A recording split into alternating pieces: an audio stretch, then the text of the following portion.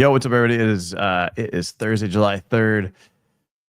I got Adam Peak here. He's freezing up, but that's all right. I'm not freezing up. You're freezing up. It's cold in Utah. It's not cold. It is very warm here. By the way, before you cut me off, Chris Olson and my friends, I got my Darkwing Duck t-shirt. Oh my gosh. Nerd alert. Let's get dangerous.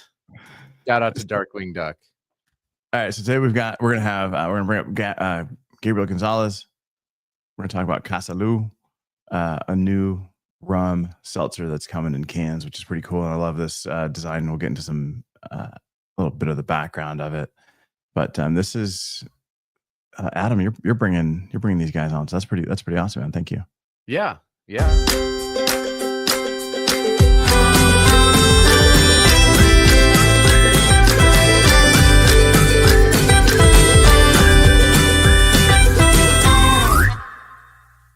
So that was how Craigslist brought us together. All right, man. So today we got Gabriel. Gabriel, how are you doing, man? I'm doing great, guys. Thank you for inviting me over. Yeah, no, of course. So can you just give us like a quick 30-second rundown on Casalú, who you guys are and what you're doing? Yeah. So Casalú, we're a sparkling rum brand, and we exist to share. We call it, our traditions in its modern expression. So we didn't find a product that existed in the ready-to-drink space that we felt truly represented our Latino roots. So that's why we decided to create Casalú. So it's rum, sparkling water, and different juices from flavors that come from Latin America. Nice. And then you also chose to like label the flavors in Spanish, right? Yeah, that's a huge thing that I can rant on all day and tell you a little bit of where it comes from. But it's a huge decision. Rant in Spanish, I just can't understand you. But right. But Avelio's got you. So if feel free to go off if you need to. But I'll just sit here and smile. No, I mean, there's always the fear of alienating, right? Mm-hmm. And that has never been the purpose. So I'll go back to the flavors. But if you look at Casalú, right, like what does our name mean? It's our casa, it's our home, it's our heritage. And then salud, which I think everybody, when it's pronounced, can understand, is saying cheers. It's an opening door to Latino culture. In our case, it's an invitation to come in. We really felt that Latino for Latino had been done really well before by beer brands. And we see this category as a way to do Latino for all. And how do we bridge that gap to make sure that we are authentic to ourselves, but are able to connect across? If you look at music, that's where it gets really interesting. And I use that as a parallel. 20 years ago, for you to listen to a Latino on the radio, Pitbull, Shakira, Ricky Martin, they had to sing in English. They had to do some kind of crossover. 20 years ago, it was like Gerardo, like Rico Swap, or was that even longer than 20 years ago? 20 years ago, bro. Like we say in Venezuela, like your ID just fell off. You just fell to the street, right? That's like 35. Man, I'm so old. You are not part of the Riz crowd. Right. 20 years ago, Daddy Yankee's La Gasolina came out. So that's like, it was barely getting started. Reggaeton was barely getting started. I feel like 5 years ago. Yeah. So there's that. But anyway, I think on the music side, which we've seen with reggaeton, for example, it's like now kids are growing up to Bad Bunny, singing in Spanish, even lyrics they don't understand. So when we decided how to go about putting flavors in our cans, we looked at them in English and Spanish, and I don't know, man, something fell off, or it didn't feel like we were there yet to be not doing it in Spanish. But we also know that it's, in general terms, a big risk that we took, but we felt that was the authentic way to go about it. Yeah, I mean, I love it, right? And you've got all right, so you have limon, yeah, right? Which I think Adam, you I know, understand I what know that limon one. is. I know that one. You know that one. You Got know it, that yeah. one. But do you, Adam? What is limon to you? I would just say lemon. But is it a green lemon or is it a yellow lemon? I don't. It's gonna be a lemon flavor. Because for us, right? It's lime. Yeah, it's lime. Oh, it's lime. Okay. Yeah, it's always going to confuse most Latinos, right? Like they come to the States and they say, "May I have a lemon?" And then they bring them something yellow, and then they're all confused. And it's like, what did I do wrong? Does it? This would be a dumb question, maybe, but I'm full of them, so don't worry about it. Does something like I don't know, ChatGPT, or even like, you know, some of the advent of some AI, I think would make it a lot easier to have a fully authentic brand, you know, for example, that's in Spanish. And if I want to know what it was, I mean, I can just use my phone and be like, hey, tell me what this flavor is, and it would tell me.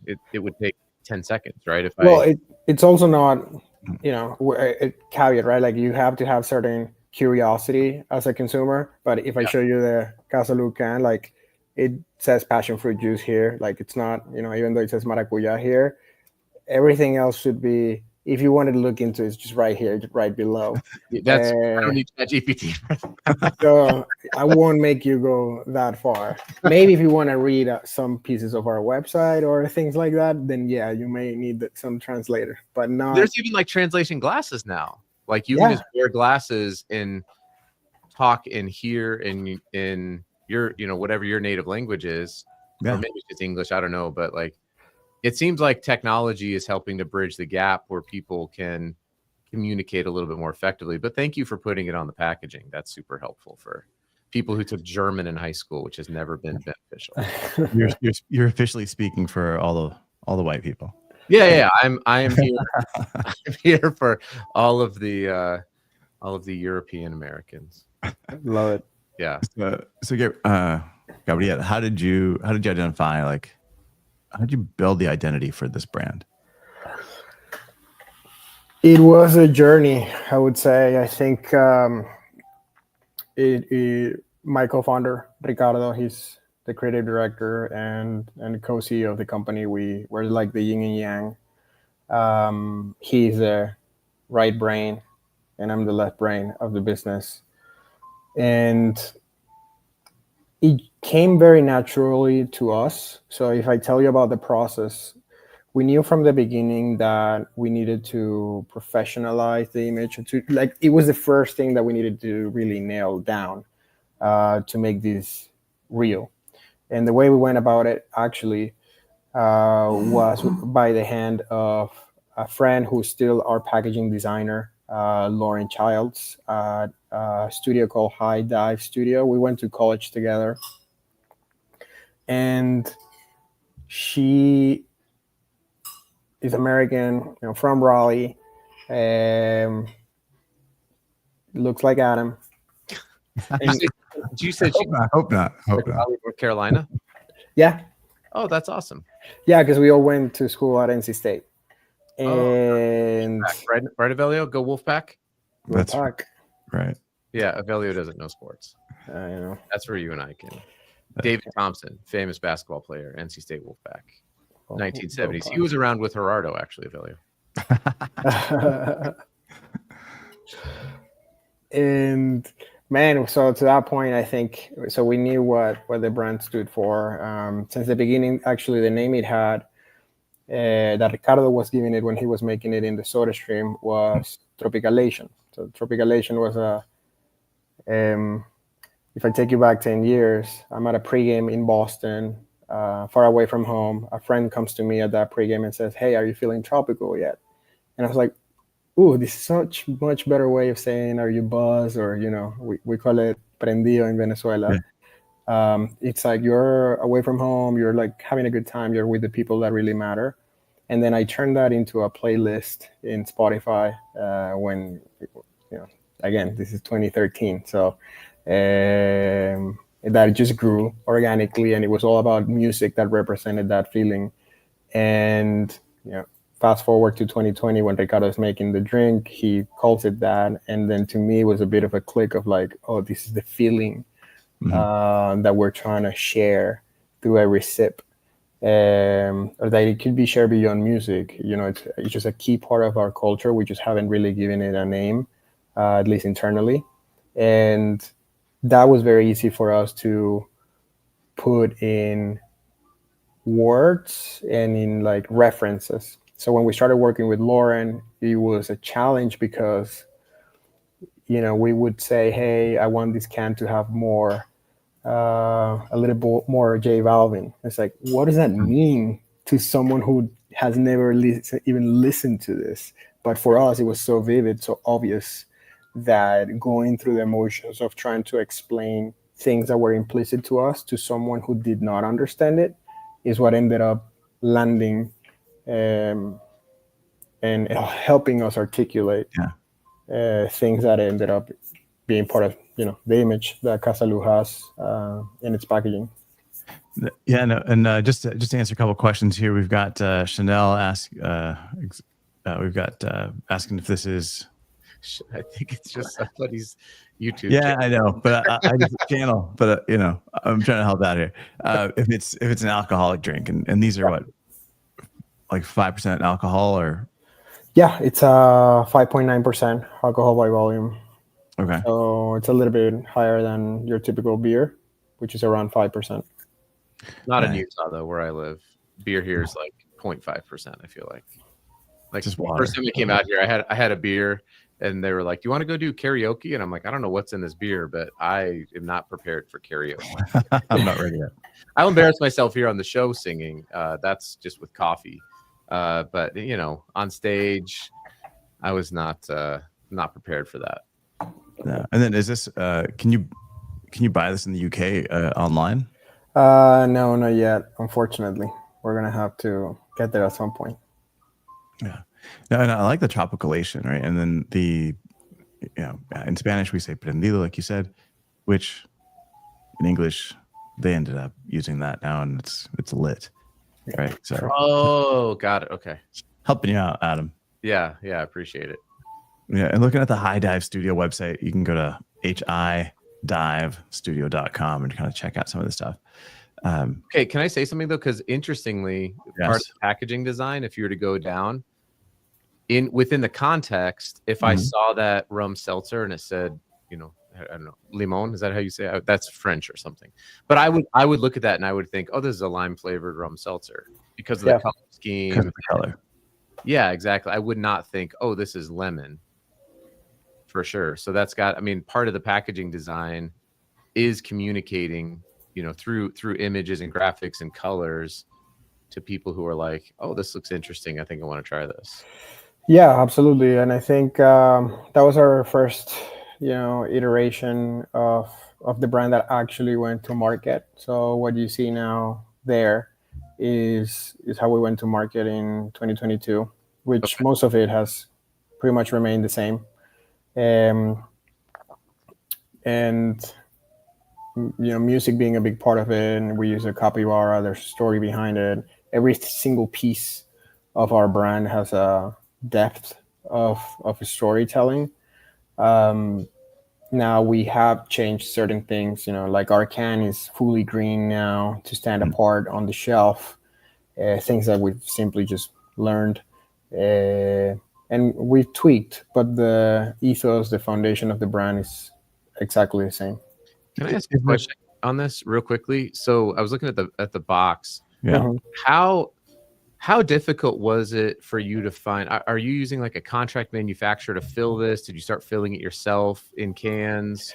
Unfortunately, you can't unless you have a distillery in our industry. Yeah. And there's something called the 3-tier system for anybody listening. You know, basically what it is, the closest explanation I can give you is can be the producer, the distributor, and the retailer for a product. So the brand ends up being the producer in a sense, but really what you're doing is licensing the ability to produce to a co-packer, because unless you have a canning line and a huge facility, you're not going to be able to get it done. So yeah, that's how it works. So we use a co-manufacturer, where we like finding that person, because I feel like can be extremely hard. Yeah, Extremely hard because there's a lot out there, but for a new brand that wants to do something relatively different,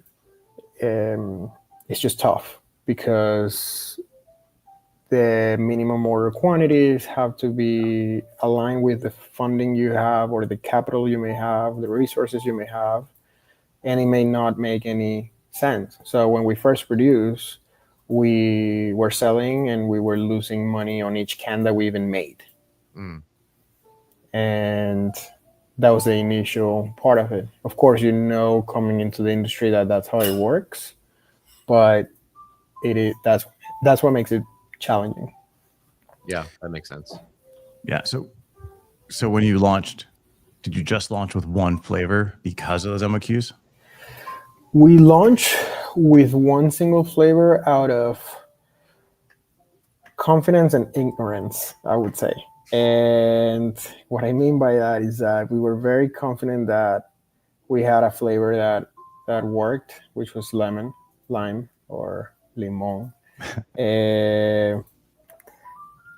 And it was a 4-pack single SKU or SKU.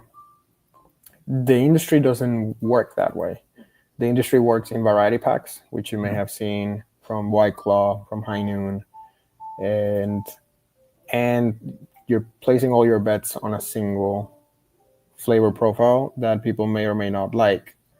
And that was just by itself a challenge. We made the decision without analyzing much beyond it. We didn't have a rotation of other flavors. So that's how we decided to go about it. And we learned from that. It worked. I mean, we still think limon is our flagship product. And yeah, that's. Did you have to shrink sleeve the cans then? Yeah. You could buy one box if it's a variety pack, buy some digitally printed shrink sleeves, I'm guessing, not have to invest a whole lot in printing plates, print the shrink sleeves. Most canning companies have the ability to shrink sleeve cans. It's probably a stock can, so you don't have to worry about the MOQs there. Is that how you fill in a shrink sleeve?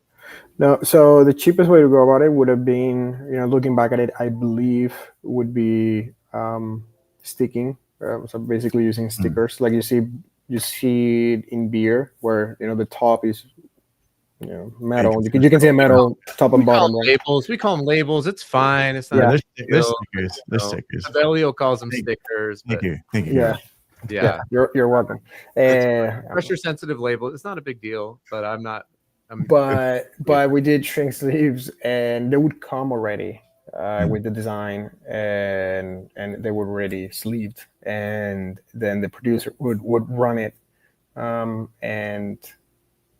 yeah, so somebody put the shrink sleeves on the cans for you, and then it would be filled and capped at the contract manufacturer. Correct. So the contract manufacturer will receive it already sleeved. Nice. And then on the cans, I'm going to show them here.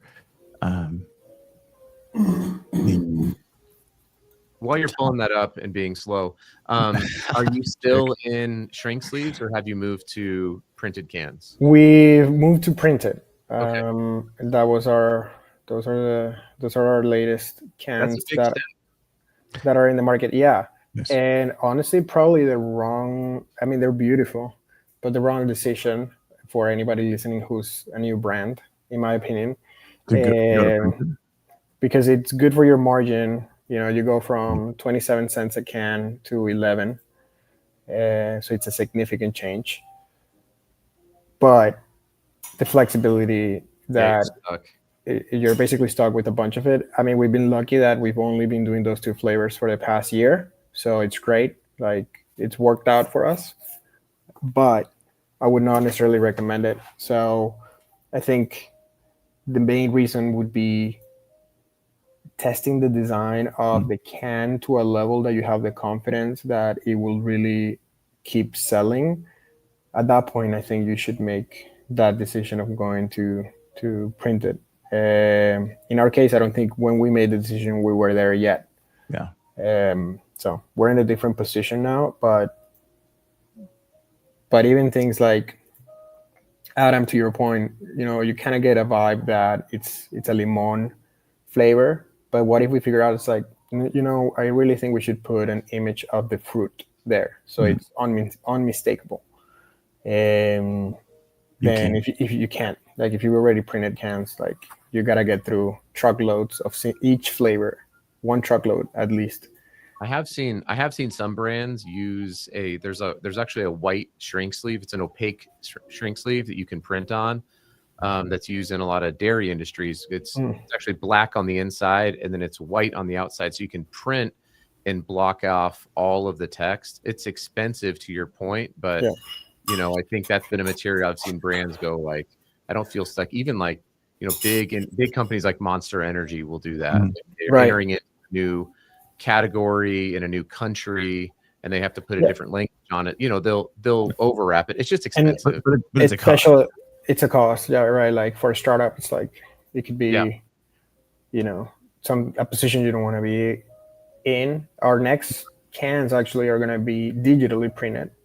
Yeah. So it gives us that flexibility. Are you going to digitally print directly onto the can? Yeah. Yeah, that's a cool technology. Yep. Those are great from the label being like 20 cents to the print direct being 11 cents. Where's that digital printing? Is that in between or cheaper? It's going to be around the same as a sleeve. Okay. But the flexibility gives you is crazy. So their MOQs could be next to nothing. Yeah. Which is great. Like, you could literally tell the producer, be like, I want 10 cans, and they can be like, okay, cool. But no one else can do that though. One thing to watch on that I've noticed is sometimes that inkjet, if the cans are in the 4-pack and they're next to each other, they'll on the shoulders, the ink will rub off. Right. So that was the only thing that I've noticed on those cans, but it's a really awesome technology. It just gives you the closest feel to a printed until you're ready to move there, which is obviously the goal. And a point getting there and not touching it anymore, and then just doing whether it's sleeved or printed for the special editions or things like that. Cool. Hey, on these cans on the top, right, going to the gold. Mm-hmm. I love this in terms of like, everybody just goes with the silver, right? Like, all right, I'm doing a can, it's just silver. Yeah. When you color the top of the can, it makes the biggest difference, the biggest impact. 'Cause like when you hold it, right, like that's the part that you see, right? And it creates much like this ties into the brand so well. Like, it just feels so much fresher. It feels, I don't know, almost like a brand new slice of an orange. Like it just has so much color and so much to offer. And it's just like, they offer them in a million different colors. To us, it was a combination of things. Partly an homage to the best beer brands that we've seen come out from Latin America. They always have some kind of golden component to it. If you think about Modelo and their bottles, how they cover that with the foil. Solera in Venezuela, like we can pinpoint a lot of those. So that was from a industry perspective. From a historical, cultural perspective, we always looked at it like it could be your like grandfather's bling, like there would be a gold watch somewhere or a gold piece, a necklace, una cadena, how we call it, right? That was very important to us, that we could pinpoint that on our can. It was a sense of heritage and like also of elegance. You might be in a beach in Puerto Rico and then you look at this can and it makes you feel that way. It's like you may be in shorts, but you could have your gold watch on it, and I think that was very important for us. Yeah, and Gene on here saying, and Gene's an amazing packaging designer. He's saying gold also speaks to rum better than silver. Agreed. Yeah. Agreed. Which is cool. So I don't know. I know we're kind of wrapping up here, but So Casalú, where is it available?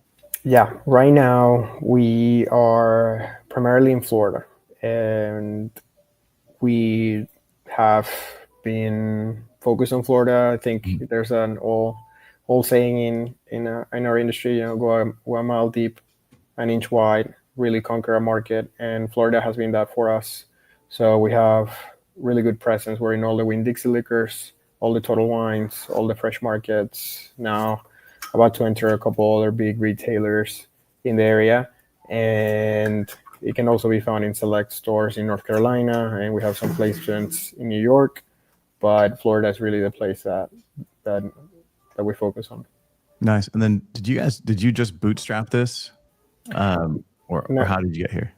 No, I was going to answer to that like I wish, but the model in the can business is a bit different to bottles. Of course, the margins are much tighter, and none of us, I mean, we're all immigrants that did not come from money. Yeah. So we were just lucky enough to have great mentors from our university, and one of them was in the entertainment industry, and he led the round for Casalú, and it's been a group of them have been our main backers, and they're the board of Caesars Entertainment, and including the CEO Tom Reeg, which is very random, and it's a big part of our story. It's like, how did these three Hispanic guys land these other dudes to support their dream? But it's been a special part of it, and yeah, so we raised capital to be able to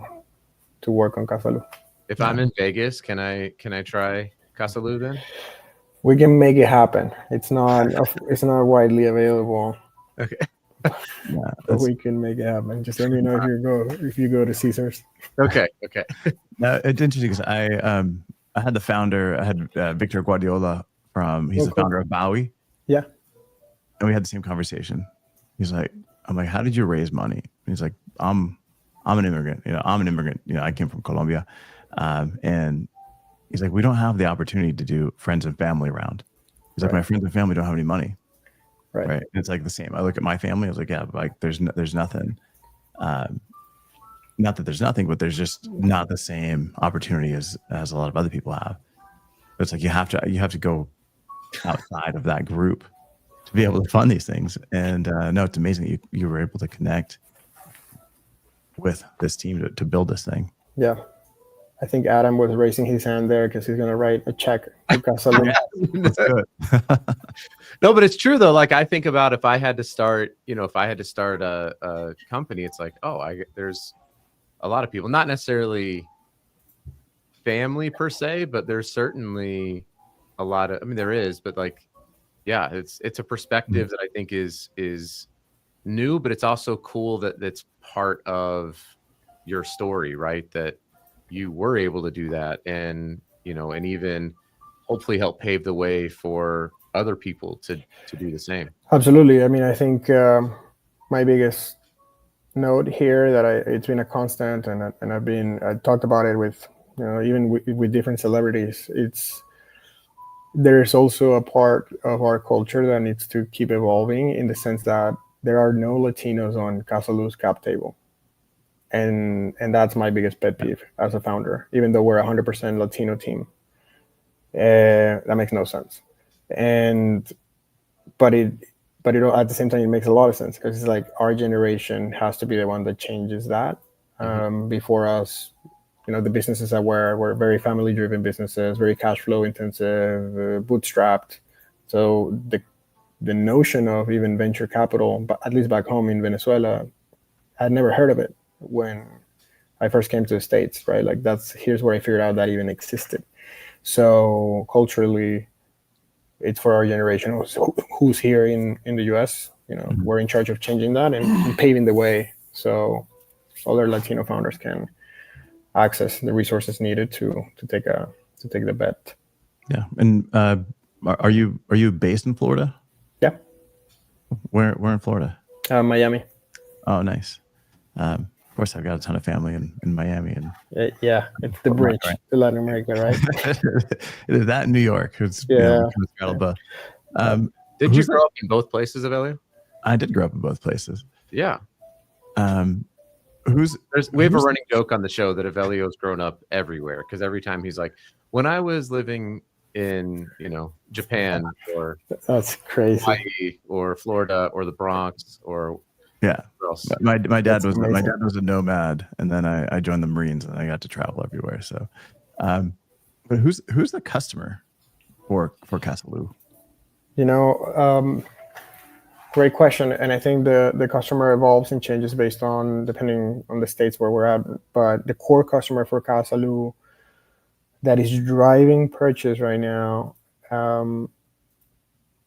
even though social media tells us it's 50-50, it's really females in 25 to 35, Latino. So they were either born and raised in the States of what we call first generation, right? Mm-hmm.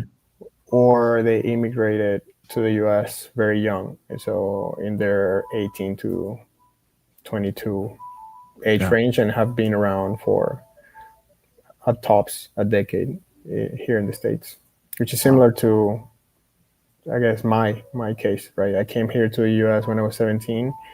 So educated in the US, culturally, almost I can tell you I've spent the same amount of time here and back home. So this is now my home, obviously. But that you have those roots, yet you understand palate, market, your lifestyle is here, obviously. So that's important, because even the word seltzer doesn't exist in Latin America. So that's why I say it also changes, because if we go and if we export to Latin America, then we need that gets tweaked, of course. Yeah. No, it's I love the design. Hats off to High Dive. I mean, the typography, the color, the pattern, like everything, just it really tells like a consistent story. And I can't imagine how well it looks in your hand, right? Like just holding this, like that's a big part of it. It's like, how does it look in my hand? Like one, that gold top looks amazing, but then also like just the brand, it looks fresh. Like that's all I can think of when I see this, is like it just looks fresh and fun. Yeah, it has to be something you want to hold in your hand and drink, right? The liquid is super important, but if it was a plain white boring can, for us it wouldn't do the trick. It has to tell a story, and I think visually we do that right now, and every component is important. The pattern is inspired with obviously it's a door, it's an open door to our culture. The pattern behind that is inspired on like the tablecloth you would have with your grandma's table. The texture, right? The palms simulate a little bit of what that tropical, like actually beach vibe, yet the color is dark enough not to that we change, right? So the green, it's like it's still city enough, where you would have it in a city environment. And we can talk about all of those in depth for a long time, and I think the consumer can tell it when they hold it. Yeah, our friends in North Carolina, friends of the show, Hugh Curtis and Andy Kurtz, will have to I think they're in Raleigh actually. So if there's a place that they can go, we need to report back. Andy is a packaging designer, and Hugh is a packaging nerd like us. But they'll have to report. And one thing they can find it in their local ABCs right now. Okay. One thing I think is so cool, and I know we got to wrap up, but just as you're kind of talking about your history and your journey, and obviously it's a federal holiday here, 4th of July in the US. Like, what a cool part about this story is, like, you immigrated here. You and Avelio both immigrated here. Avelio was a Marine. You are an entrepreneur and a business owner, and you both have served, and you're both creating jobs. And to me, it's like something that is really beautiful about this country. And I've been able to travel all around the world. Is that that's part of the story. And I just say, like, I know that I'm a big advocate that we continue to make that part of the story, that we continue to give opportunities to people to come here and to build and to grow, and to bring part of your culture along with you, and to be unashamed about that. So I think it's amazing. And absolutely, I agree to that. And when you look at, for example, a company like Budweiser, at some point they were looking at them. It's like, what do you really sell? And we sell the American dream. Mm-hmm. And when people ask us, it's like, well, we sell the Latino American dream. That's amazing. Yeah. No, that's awesome. And not to get super political here as we wrap up, but let's go. Corey's not on the show. So no, I'm just kidding. Yeah, that's Can you confirm what country developed the arepa? I can absolutely confirm it was Venezuela. I think it was Colombia. It was Colombia. Well, you know what I like to tell people, it's like Colombia and Venezuela were actually the same country at one point in time. Yeah. So we can share credit for it. Although the guy who joined it was Venezuelan, I will say that. But he did die in Colombia. He preferred Colombia when he died. So guys, calm down. No, man. Gabriel, thank you so much, man, for being on here. And I think anybody that's interested, you got to go to casalú.com, casalu.com. Check it out. If you're in Florida, even if you're not in Florida, ask for it at your local shop. Get these guys to order, because this stuff, it looks awesome. I can't wait to try it. Adam, I know you're in Utah. Maybe I might have to go back to my home state of Colorado, or venture down to Las Vegas to try to get. I'll have something shipped to my sister's house or something. Evelio, where are you? Arizona. That's easy. Arizona. Okay. I had to translate it back for Adam. Oh my God, that's right. Yeah, we'll get you some. And yeah, for anybody who wants to connect, please do check out their website, follow us at Drink Casalú. We would love to hear from you. And I spend a lot of time in Raleigh also, and New York. So happy to sit down and meet with anybody who's into the industry and learn.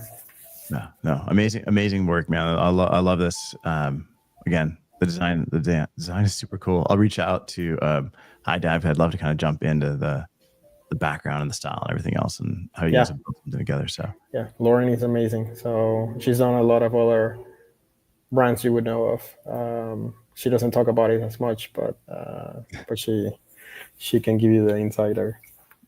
Amazing. That's cool. All right, thank you guys so much. I appreciate you being on. Gabriel, don't hang up. We'll end the show, but you can hang out for the post-show banter.